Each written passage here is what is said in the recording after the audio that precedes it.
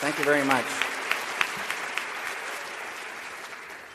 It's good to be here in Boston, and thank you very much for coming here tonight. Hi. Hi. Yeah, I teach film. I make films. I would like to know, I'm not a meditator.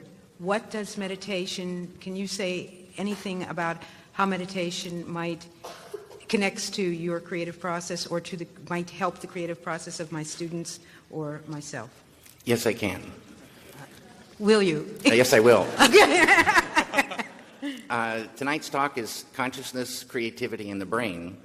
And if you have a golf ball-sized consciousness, when you read a book, you'll have a golf ball-sized understanding. When you look out, a golf ball-sized awareness. And when you wake up in the morning, a golf ball-sized wakefulness. But if you could expand that consciousness, then you read the book, more understanding. You look out, more awareness. And when you wake up, more wakefulness. It's consciousness. And there's an ocean of pure, vibrant consciousness inside each one of us.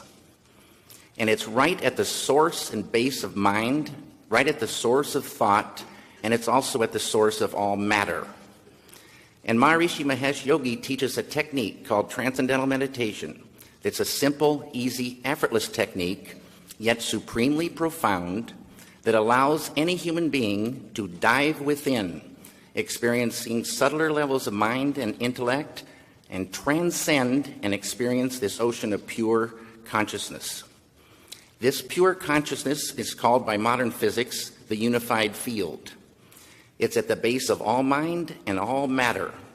And they now say, modern science says, all of matter, everything that is a thing, emerges from this field. And this field has qualities like bliss, intelligence, creativity, universal love, energy, peace. And it's not the intellectual understanding of this field, but the experiencing of it that does everything. You dive within and transcending, experiencing this field of pure consciousness, and you enliven it, you unfold it, it grows. And the final outcome of this growth of consciousness is called enlightenment. And enlightenment is the full potential of all of us human beings. And a side effect of enlivening this consciousness is negativity starts to recede. When I started meditating, I was filled with anxieties, filled with fears, kind of a depression and anger. And I took this anger out on my first wife, and after 2 weeks of meditation, she comes to me and she says, "What's going on?" And I was quiet for a moment because it could have been any number of things she might have been referring to. But I finally said, "What do you mean?" And she said, "This anger, where did it go?" And I didn't even realize it had lifted.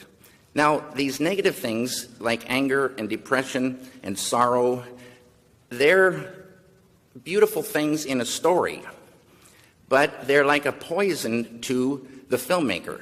They're a poison to the painter. They're a poison to creativity. They're like a vice grip.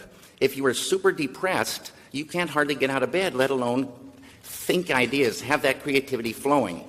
So it's money in the bank to get that beautiful consciousness growing, which is flowing creativity, the ability to catch ideas at a deeper level. Intuition grows. This field is a field of pure knowingness. You dive in there, you sort of just know how to go. You know how to solve solutions. It's like an ocean of solutions. And you can just feel this thing growing. But the ultimate thing for me is the enjoyment of the doing, the enjoyment of life grows huge. I love making films now more than ever before. Ideas flow more. Everybody has more fun on a set. Creativity flows. People look like friends and not like enemies. It's a beautiful, beautiful thing, and it's us. In Vedic science, this field of pure consciousness is called Atma, the self of us all. At that level, as Dr. John Hagelin would tell you, at that level of life, we are all one. We're one. Diversity up here, unity down below. It's a great thing for the filmmaker. Thank you. I would like to have a glass of water. if that's possible. Okay.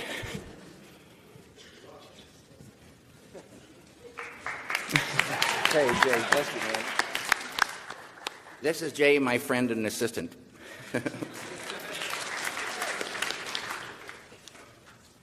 It's really good.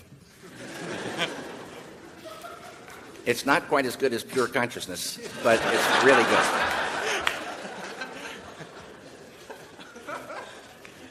Hello. How you doing? Not bad. How are you? Good. Oh, my name's Alex Harvey. I've been meditating for a while. I want to know if there was a moment where you realized the effect that pure consciousness had on your work. Right from the very beginning. And like I said, I might have been, I think I had so many anxieties and fears, and I felt those lifting. And bliss is a thing in this field, the unified field. Bliss, they say, is the sweetest nectar of life. Bliss is physical, emotional, mental, spiritual happiness. And you can vibrate with this bliss.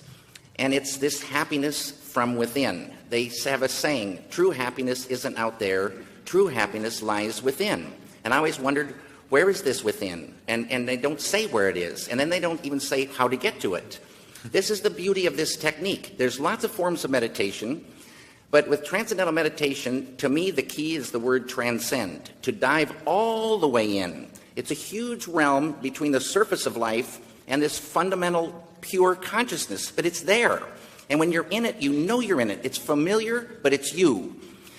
And right away, a happiness, but it's not like a goofball happiness.